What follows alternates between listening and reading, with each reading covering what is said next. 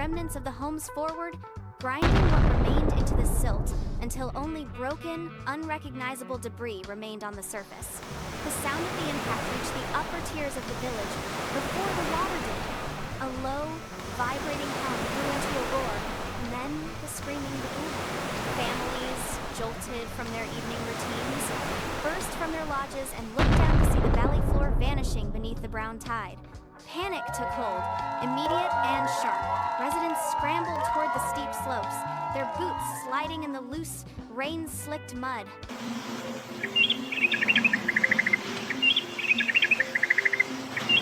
The river pushed against the structure with a constant rhythmic thrum. Barnaby shifted his weight, his feet planted firmly in the wet silt as he reached for one last heavy timber. He hauled it into position, the wood groaning as it met the gap in the timber wall. He hammered the wedge home with a single, precise strike. The vibration traveled up his arm, solid and unwavering. He stepped back, his chest heaving, and scanned the length of the bank. Every seam was tight. Every layer of mud was packed to a hardened finish. The water flowed around the barrier, diverted exactly as he had calculated. He wiped his brow with the back of a calloused hand, leaving a smear of damp earth across his forehead. There was no give in the timber. There was no leak in the mud. He leaned against the main support beam, feeling the cool, damp weight of the structure he had spent weeks raising from the riverbed. He traced the grain of the final log with his thumb, checking the seal. It held. The current surged, but the wall did not tremble. He stood there for a long moment, watching the river bend to his design. The work was finished. The dam stood as a monument to weeks of relentless, solitary effort. The structure rose from the riverbed like a natural extension of the landscape, yet its geometry betrayed a deliberate, calculated hand. From the base, the logs were stacked in a complex, interlocking weave, each timber notched into the next to distribute the immense pressure of the current. Sunlight caught the wet mud packed between the gaps, highlighting the smooth, impenetrable surface that sealed every seam. Barnaby walked the length of the crest, his eyes tracing the clean, horizontal lines of the upper tier. It was a fortress of raw, organic materials, built to withstand the seasonal surge that had claimed the banks in years past. The water pressed against the upstream face, but the wall held firm, redirecting the flow with effortless grace. A slight ripple caught the edge of a protruding branch, casting a long, steady shadow across the timber. Nothing moved, nothing groaned. The entire construction existed as a unified, immovable barrier. It stood as a testament to the sheer weight of the timber and the density of the packed earth.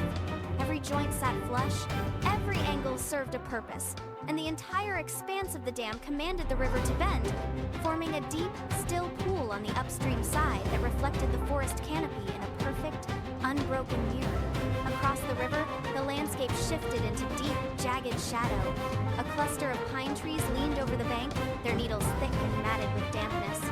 In the darkness beneath the lowest boughs, Buster remained perfectly still. He did not move as the wind shifted. He did not blink as a stray leaf brushed his cheek. His eyes were fixed on the opposite bank, locked onto the exact point where the structure stood against the current. He leaned into the trunk of a pine, his weight shifting just enough to press the rough bark into his palms. His whiskers twitched, a rhythmic, sharp movement that betrayed the tension in his jaw. He watched the water swirl around the base of the timber, his gaze tracing the path of the flow with a clinical, predatory intensity. Every time the light caught the wet mud of the dam, his pupils contracted. He stayed in the cover of the brush, his boots pressed deep into the soft, decaying needles of the forest floor. The distance between them was measured in yards, but the space between their intentions was vast. He remained hidden, a singular, darkened shape against the vertical lines of the pines, waiting for the light to fade further. He did not turn away. He did not release his grip on the shadows. He simply watched, his breathing shallow and steady, until his focus sharpened into a singular, unwavering point of intent. Buster shifted his grip, pulling a heavy, rectangular object from the hollow of his satchel. It was wrapped in thick, coarse twine that bit into his palms. He brought the bundle close to his chest, the surface cold and smelling of sulfur and wet earth. A low, rhythmic sound emanated from the center of the twine, a steady click, like a beetle tapping against dry wood. He traced the knot with a blunt fingernail, feeling the tension of the wire hidden beneath the surface. His fingers were steady, almost surgical, as he adjusted the length of the fuse coiled at the top. He pulled it taut, checking the fray at the end, and then pressed the device harder against his side to muffle the ticking. The forest around him hummed with insect noise, but he tuned it out, focusing entirely on the weight of the metal in his hands. He looked back toward the dam. The structure stood defiant in the fading light. A sharp, jagged smirk pulled at the corner of his mouth as he tucked the package back into his reach. "Just a prank," he muttered, the words raspy and hollow. He tested the weight one last time, feeling the cold, dense mass shift, and confirmed his grip. The plan had taken shape. He turned his attention back to the bank, calculating the distance with a narrowed, calculating gaze. Buster stepped out from the dense pine cover. The transition from the solid forest floor to the marshy riverbank was immediate. He kept his body low, knees bent, moving with a sliding gait that kept his center of gravity close to the ground. His boots crunched softly on the wet silt, a sound that seemed deafening in the quiet of the twilight. He stopped abruptly, pressing his back against the rough trunk of a willow, and scanned the opposite bank. The dam loomed, its timber frame casting long, dark shadows over the water. Satisfied that the path remained clear, he pushed off the tree and hurried toward the edge of the river. The ground beneath him grew increasingly unstable. With every step, his feet sank deeper into the cold, gray mud, leaving heavy impressions behind. He gripped the package tight against his ribs, his knuckles white against the dark twine. He reached the base of the structure where the timber met the water. The smell of wet earth and algae rose up to meet him. He felt the vibration of the river pushing against the logs, a constant, rhythmic pressure. He knelt in the silt, ignoring the water soaking through his legs, and reached out toward the first gap in the wood. He was within reach of the foundation, his shadow merging with the mud at the base of the wall.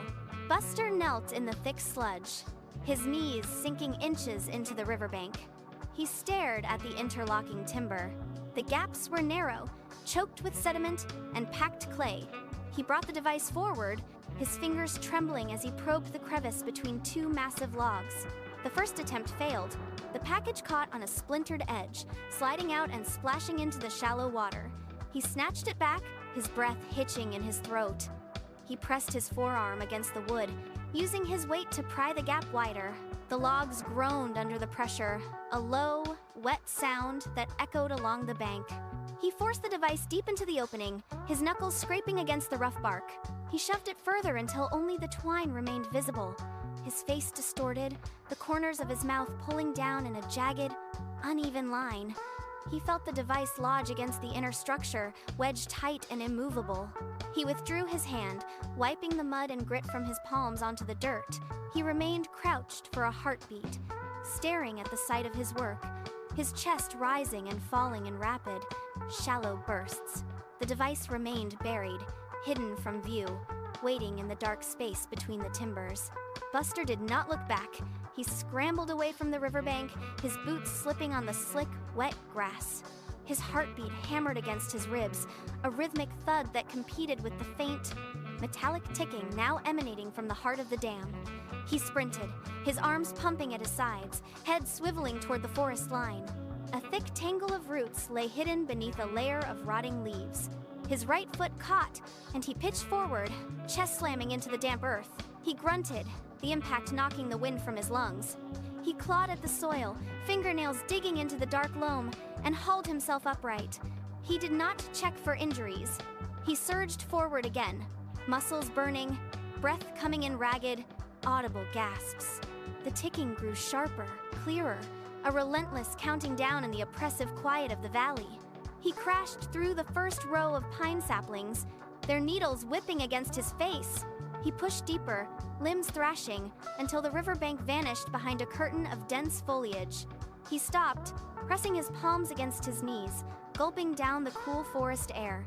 The silence of the trees felt heavy, strained, and absolute. He stood rigid, staring back at the darkness, waiting for the inevitable end.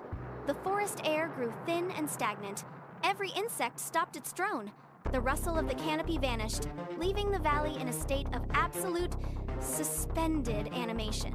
Buster stood rooted to the spot, his fingers twitching against his thighs, his eyes fixed on on the distant, dark silhouette of the dam. The silence was not peaceful. It was a physical weight, pressing down on the soil and the trees alike. A single crow erupted from the branches above, beating its wings in a frantic scramble to escape the clearing. Its caws swallowed instantly by the void. Time seemed to stretch, each second elongating into a grueling, singular point of focus. The ticking from the riverbank drifted through the trees, no longer a faint sound, but a rhythmic, metallic pulse that dominated the atmosphere. It was steady, it was mechanical, it was relentless. Buster held his breath, his chest tight, his skin cold despite the lingering heat of the day. He watched a single leaf detach from an oak branch, drifting downward in slow motion, landing without a sound on the forest floor. The countdown hit a final, stuttering frequency. The air vibrated with a low-frequency hum that set his teeth on edge. The world braced, motionless and blind, waiting for the inevitable release of the stored energy.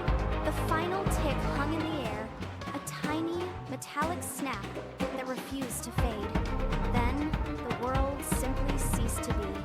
A point of white light ignited at the base of the dam, growing with terrifying speed until it surpassed the brightness of the noon sun. It was not a flicker. It was a sudden, absolute erasure of the forest. The greens of the pines and the browns of the earth were bleached into a single, blinding spectrum. The light clawed upward, tearing through the canopy as if the sky itself had been ripped open. Every branch, every leaf, and every shadow within the valley was flattened by the sheer intensity of the glare.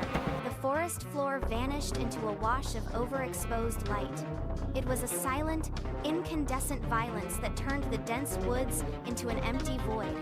The light pulsed once, expanding outward, searing the edges of the clearing. It was a flash that defied the laws of the afternoon, turning day into a sterile, featureless white. The trees stood as mere silhouettes against the wall of radiance, their forms dissolving into the glare. It was an instant of total, blinding shock that locked the valley in a state of suspended destruction, holding the world in the grip of a white, unyielding brilliance before reality could even begin to break apart. The silence shattered. It did not fade.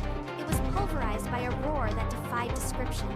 A deep, guttural thunder surged from the riverbank, a sound so immense it felt less like noise and more like a physical blow to the chest. The ground beneath the forest floor buckled, a rhythmic, violent tremor that sent cracks spiderwebbing through the dry silt. High above, the canopy became a frantic blur of motion. Hundreds of birds erupted from the pines in a single dark cloud, their shrieks lost in the overwhelming bass of the blast. The pressure wave hit with the force of a gale, flattening tall grass and stripping leaves from the branches in a sudden, swirling vortex. The earth groaned under the strain, the deep, low-frequency hum vibrating through the roots and into the very stones of the creek bed. Every creature in the valley felt the impact, a seismic shock that sent foxes scurrying into their burrows and deer bolting toward the ridge. The air grew thick with dust and displaced heat, the vibration so intense it blurred the horizon. It was a thunderous, relentless roar that consumed the valley, turning the once quiet riverbank into an epicenter of raw, kinetic energy. The valley floor tilted, shuddered, and braced for the impact that was already tearing the horizon apart. The structure could not hold. The massive logs, once locked in a rigid, perfect geometry, began to groan under the sheer force of the shockwave. The center of the dam buckled inward, the timber groaning as the tension exceeded its breaking point. Then, the first support snapped. It sounded like a gunshot, a sharp, clean crack that signaled the end. The heavy logs twisted, their joints tearing loose from the mud-packed core. In a heartbeat, the masterpiece lost its integrity. The dam did not merely fall, it disintegrated. Massive timbers were launched into the air like matchsticks, spinning wildly as they collided with the flying earth. The mud, once solid and reinforced, turned into a chaotic slurry, spraying outward in a dark, thick mist. Splinters showered the riverbank, embedding themselves into the surrounding trees with the force of arrows. The intricate weave of the barrier unraveled in a spray of debris. Within seconds, the fortress was gone. Where a solid wall once stood against the current, it was only a turning, turbulent mess of rubble. jagged, unrecognizable ruin of broken wood and displaced silt, pulverized by the very intensity of its own construction. For a single, breathless moment, the river stood still. The water hung suspended in the void left by the missing dam, a massive, jagged wall of liquid held back only by the ghost of destruction. Then, gravity reclaimed its prize. The entire volume of the reservoir collapsed forward as one. It was not a trickle, but an immediate, vertical wall of churning brown water that surged over the exposed riverbed. The force was absolute. It scoured the silt from the stones, rolling boulders and pebbles and uprooting ancient reeds with ease. The wave grew in height as it funneled into the narrow channel, gaining speed and density with every yard it traveled. It roared with a hollow, grinding sound, the noise of millions of gallons of water forcing its way through a path that could no longer contain it. The surface was a chaotic churn of white foam and dark sediment, pulling everything in its wake into the deep, swirling vortex. The riverbed, once a shallow, quiet strip, was now submerged under a churning, unstoppable mass. It surged onward, a liquid hammer aimed squarely at the valley below, indifferent to the earth it carved and the banks it erased. The flood hit the lower village like a physical blow. The first row of lodges, constructed with careful, interlocking timber, stood no chance against the raw kinetic energy of the surge. The water slammed into the mud-packed walls, and the structures didn't just collapse, they detonated. Logs were ripped from their foundations and tossed into the churn like discarded toys. The storage pits, buried deep within the bank, were unearthed in an instant, their contents scattered across the churning surface. Baskets, winter grains, and cured supplies were pulverized into a muddy slurry, churned into the wreckage of the homes. The water carved through the settlement, scouring the earth down to the bedrock as it tore through the center of the community. Every lodge in its path was reduced to jagged fragments, the sturdy timber snapping under the relentless pressure. The debris began to pile up against natural bends in the river, creating temporary, shifting dams of splintered wood and sodden earth. The village, once a quiet, organized space, was transformed into a chaotic graveyard of floating beams and ruined pits. The water didn't stop to claim its prize. It carried the remnants of the homes forward, grinding what remained into the silt, until only broken, unrecognizable debris remained on the surface. The sound of the impact reached the upper tiers of the village. Before the lodges, a low, vibrating hum grew into a roar. Men, families, jolted from their evening routines, burst from their lodges and looked down to see the valley floor vanishing beneath the brown tide. Panic took hold, immediate and sharp. Residents scrambled toward the steep slopes, their boots sliding in the loose, rain-slicked mud. They reached for higher ground, grabbing at exposed roots and jagged rock to haul themselves upward. Children were passed from hand to hand, lifted onto the shoulders of those who moved fastest. Below them, the water was rising, turning the lower valley into a churning lake. Every second, the water line crept higher, swallowing the remaining foundations and the pathways that had linked the community. Screams echoed off the canyon walls, a jagged chorus of alarm that cut through the thunder of the flood. People stopped at the ridge, chests heaving, lungs burning from the exertion of the climb. They turned back to watch the river claim the last of the flat land. The air was thick with the sound of snapping wood and the relentless rushing weight of the river, while the residents stood paralyzed on the high ground, watching the valley disappear beneath the surge. The roar faded as the night bled into a gray, featureless moon. The river level dropped, inch by agonizing inch, pulling back from the slopes to reveal what remained of the valley floor. Mud coated everything. It hung from the twisted branches of the pine trees and pooled in the deep gouges carved into the earth. Where the lodges had once stood, only craters of silt and splintered foundation remained. There were no paths left, no clear borders, just a vast, uneven landscape of sludge and debris. The survivors began to descend from the ridge, their movements slow and heavy. They stopped at the edge of the new wasteland.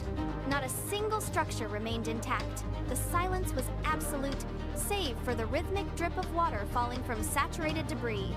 The community stood in a line, staring at the ruined valley, They scanned the mud for familiar shapes, but the landscape had been rewritten by the flood. Every landmark was gone, buried under layers of gray sediment. They walked forward, boots sinking deep into the cold. Soft earth, navigating the wreckage of their lives. No one spoke. The scale of the destruction silenced the valley, leaving only the sight of the barren, unrecognizable mudflats stretching out toward the horizon. Barnaby moved deeper into the center of the wreckage, stepping over a tangle of waterlogged support beams. He stopped where his main workshop had stood.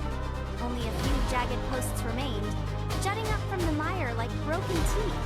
He reached down and pulled a fragment of a tool handle from the sludge, turning it over in his grip. The wood was splintered, the grain ruined by the force of the surge. He dropped the piece and continued his survey. Every few paces, he stopped to inspect the damage to the terrain, his eyes tracking the path the water had carved through the valley floor. He moved with a stiff, deliberate pace, his jaw set hard. He reached a massive pile of compressed timber and mud that had once been the primary barricade. He climbed to the top of the heap, his boots sinking into the wet mess, and stood at the highest point of the ruin. He looked toward the river, then back at the village, his chest rising and falling with slow, deep breaths. His hands tightened at his sides, fingers digging into his palms until the knuckles turned white. He stood motionless, his gaze locked on the horizon.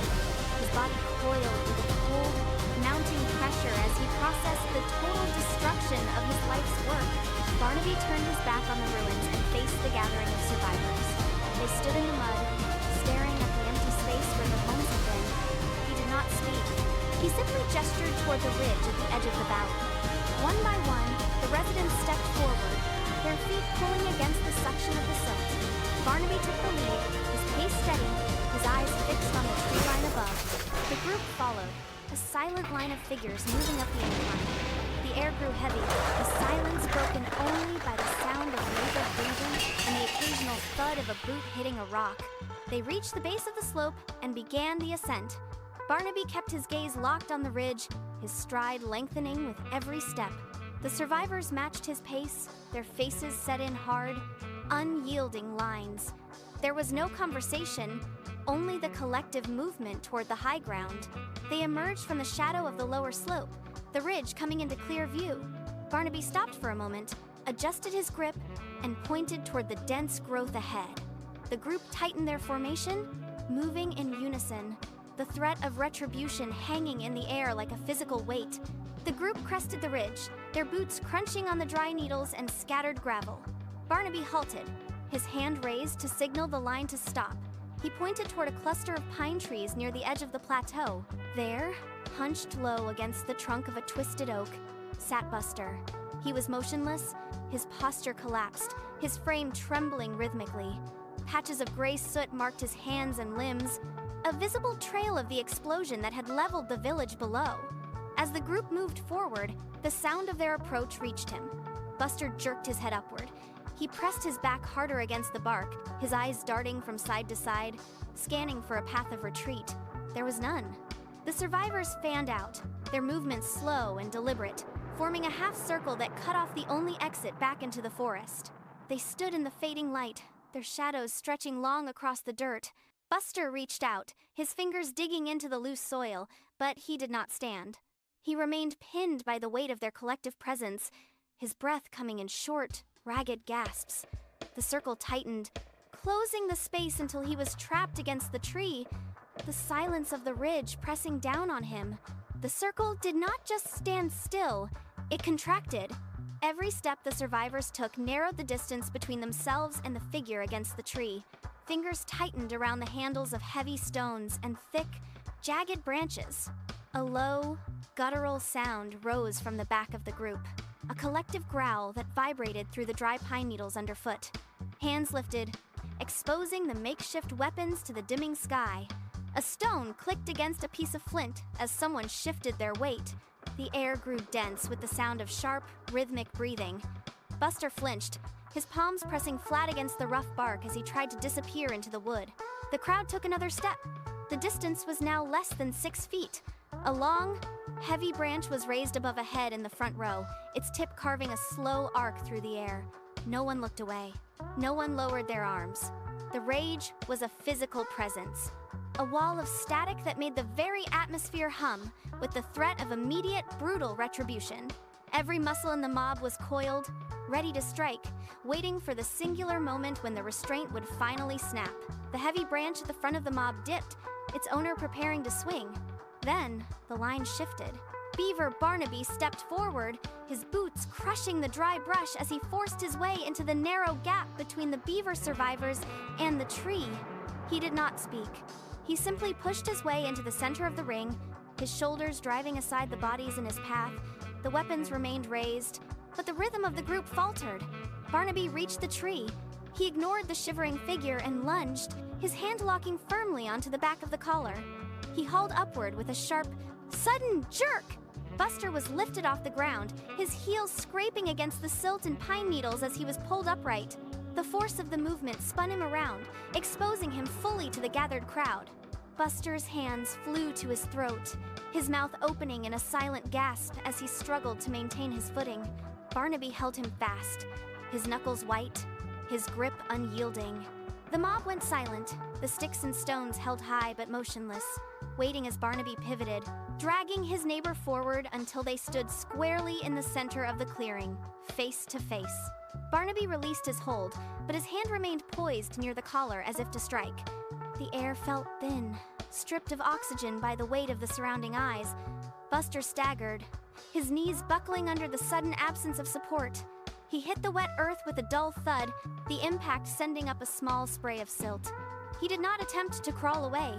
He stayed there, hunched and trembling, his palms pressed into the cold mud. The silence of the forest was absolute. Not a branch moved, and the crowd held its collective breath. Buster's chin dropped to his chest, his gaze fixed on the churned soil. His shoulders heaved as he let out a jagged, rattling breath. "I never meant for this," he whispered, the words barely audible over the distant rushing water. He pressed his face lower, his forehead nearly touching the ground. Every movement was slow, deliberate, and broken. He remained in that position, bowed and motionless, waiting for the reaction of the man standing over him. He did not look up at the raised stones or the angry faces. He kept his eyes locked on the dirt, his body curled tight as if trying to shrink into the earth itself. Barnaby stood motionless. He looked down at the bowed figure, then shifted his gaze toward the river. He walked past Buster, his boots crunching on the sodden ground, and stopped at the edge of the embankment. The wreckage stretched out before them, a tangled mass of timber, mud, and pulverized stone. He traced the jagged line of the debris with his finger, pointing directly at the heart of the ruin. The crowd mirrored his focus, their gazes shifting from the culprit to the devastation. Barnaby did not turn around when he spoke. His voice cut through the damp air, steady and devoid of heat. "Look at it, Buster. Every splinter, every log you tore away." He gestured to the vast, turned-up mess that had once been the village lodges. "You broke it, you build it back. Every stick, every stone." The forest remained silent, the gravity of the command sinking into the damp earth. Barnaby turned, his eyes locking onto Buster. "You do not stop until not a single family is left without a roof." He remained standing in the center of the clearing, arms crossed, waiting for the realization to take hold as the reality of the labor ahead settled over the valley. Buster looked up, his face pale and marked by the soot of the explosion. He did not argue. He did not flinch. He simply nodded, a sharp, frantic motion that betrayed his desperation. He pulled his hands from the mud, wiped them on the ground, and pushed himself to his feet. His legs shook, but he found his balance. He turned toward the edge of the debris field where a heavy, iron-headed shovel lay half-buried in the silt. He walked to it, his movements sluggish and heavy. He gripped the handle. The metal was cold and slick with river water. He pulled it free with a sharp tug, the wet earth sliding away from the blade. He turned back to the center of the ruin. The crowd watched him, their expressions hard and unyielding. No one spoke. No one offered help. Buster drove the shovel into the soft, churned ground, the sound of metal biting into the silt ringing out across the valley. He lifted the first load of debris and tossed it aside. He took another step, then another, his focus narrowing to the mud and wood before him. The long, grueling process of atonement had begun. The sun rose and fell, marking the relentless cycle of the valley. Buster became a creature of habit, defined by the weight of logs and the thickness of wet clay. He hauled timber that seemed twice his size, dragging them across the uneven terrain until his shoulder muscles burned with a dull, constant ache. Each log left deep, parallel grooves in the soft soil. His hands were the first to surrender, the skin splitting and turning raw under the constant friction of wood and shovel. He ignored the stinging, wrapping them in strips of bark to keep the blood from slicking the tools. By midday, his back felt like a bow pulled to its limit. He would pause, gasping for air, the taste of dust and stagnant water coating his throat. He did not stop. He returned to the mud, packing it into gaps with his bare palms until they were coated in thick, drying silt. Days bled into weeks. The valley floor transformed under his constant, rhythmic movement, a slow reconstruction that demanded everything he had left. Every muscle fiber screamed in protest, yet he continued, driven by the sheer scale of the ruin he had created. Barnaby moved through the construction site like a ghost of the past. He did not speak. He stopped at the primary support beam, his eyes tracing the alignment of the timber. He reached out and pressed his palm against the joint, testing for any hint of give or instability. He stepped back, his face unreadable. He pointed to a gap between the logs. It was a hairline fracture in the work. Buster stopped his digging, his chest heaving, and looked up. He saw the disappointment in the silence. Barnaby did not shout. He simply gestured for the logs to be dismantled. Buster sighed, the sound lost in the wind, and began to pry the timbers apart. He reset the beam, shimming the base with stone and packing the mud tighter than before. Barnaby watched, arms crossed, waiting for the final alignment. When the logs settled, Barnaby inspected them again, his fingers tracing the wood. He nodded once, a sharp, singular movement. The joint was solid. He moved to the next structure, leaving Buster to wipe the sweat from his eyes and reach for the next heavy timber. The new village was rising, and it was stronger than anything that had stood there before. The resentment that once fueled Buster's movements began to hollow out. It was replaced by a heavy, undeniable clarity. He hauled a jagged rock toward the foundation of a lodge, his breath rhythmic and controlled. He looked up and saw a group of survivors standing by the ridge, watching the progress. They did not jeer. They did not threaten. They simply watched the walls rise. That silent observation was more piercing than any stones they had thrown weeks earlier. Buster lowered his head, pressing his shoulder into the timber, feeling the bite of the wood against his skin. He stopped fighting the exhaustion. He stopped measuring the days. Instead, he started measuring the integrity of the joints, matching the precision Barnaby demanded. He found himself pausing to clear debris that he had not caused, just to ensure the foundation was level. The anger had burned itself out, leaving behind a stark, quiet realization of what he had destroyed. He was no longer working to pay a debt to escape. He was working to restore what he had stolen from them. He picked up his shovel, the handle slick with his own sweat, and drove it deep into the silt. The village was becoming whole, and for the first time, he understood why it had to be perfect. The final ridgepole slid into its notch with a dull, heavy thud. It was the last piece of the last lodge. Buster stepped back, his chest rising and falling in shallow, jagged gasps.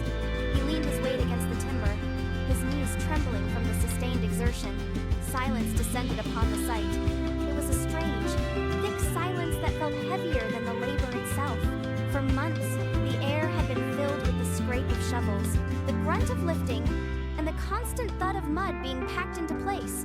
Now, there was only the sound of the wind moving through the surrounding trees. Barnaby walked slowly along the perimeter of the reconstructed village. He checked the eaves, the foundation, and the pitch of the roofs. The structures stood tall against the riverbank, solid and symmetrical. He reached the final lodge and ran his hand along the grain of the wood, feeling the tight fit of the joints. The community began to emerge from their temporary shelters, moving toward the center of the site. They stopped at the edge of the clearing, their eyes traveling over the unbroken lines of the new homes. The wasteland of mud had been transformed into a functional, sturdy village. The restoration was complete, and the valley air held a new, quiet stillness that signaled the end of the long work. The residents moved with deliberate, measured steps. They did not speak, but the collective sound of their movement pressure of feet on damp earth created a perimeter. They converged on the center of the site, forming a wide, unbroken ring. In the middle of this circle, the ground was churned into a thick, dark slush. Buster stood there, his legs planted wide to keep his balance. His breath came in thin, ragged spurts. He looked down at the mud clinging to his feet, then back up at the faces staring at him from the edge of the clearing. The circle was tight. There was no path backward and no clear way forward. He was isolated in the very space he had spent months preparing. He felt the cold dampness of the mud seeping through his skin, a constant, grounding reminder of the terrain he had spent seasons trying to master. He did not look for an exit. He did not shift his stance to defend himself. He simply stood, his head tilted slightly forward, his hands hanging limp at his sides. The silence stretched, heavy and unyielding, pressing against his ears. He was the focal point of the valley, a solitary figure anchored in the center of a community that had finally been made whole at his expense. The crowd held their positions, a wall of stillness surrounding the center. No one moved. The only sound was the distant rush of the river, no longer a threat, but a steady, rhythmic hum against the banks. Barnaby stepped forward from the line. His boots sank into the wet soil with each deliberate stride. The residents shifted, creating a gap in the ring as he passed through. He moved toward the center, his gaze fixed on the space between the last lodge and the spot where Buster stood. He stopped 3 paces away. The air between them felt thin and sharp. Barnaby took one final measured step, closing the distance. He reached out, his arm steady, and rested his hand firmly on Buster's shoulder. The weight of his palm was heavy, a solid anchor against the exhaustion that threatened to pull the younger man down. Barnaby held the contact, a silent acknowledgement of the months of labor that had finally leveled the scales. He did not speak, but the pressure of his grip relayed the end of the conflict. The tension in Buster's frame finally broke. His shoulders slumped, and he drew a long, slow breath. The debt was paid, and the cycle of destruction had reached its quiet, final resolution. The circle dissolved as the residents turned back toward their homes. The sound of their footsteps faded into the rustle of the trees. Barnaby lingered for a moment, his gaze tracing the line of the river where the water now flowed steady and contained. He turned and walked away, leaving the sight silent once more. The camera began a slow, deliberate retreat, pulling back from the mud-caked ground and the newly reinforced timber. It rose above the valley, capturing the full stretch of the terrain. The scars of the explosion remained visible, the jagged gaps in the shoreline and the uneven patches of earth serving as a permanent map of the damage caused by a single choice. The river continued its course, indifferent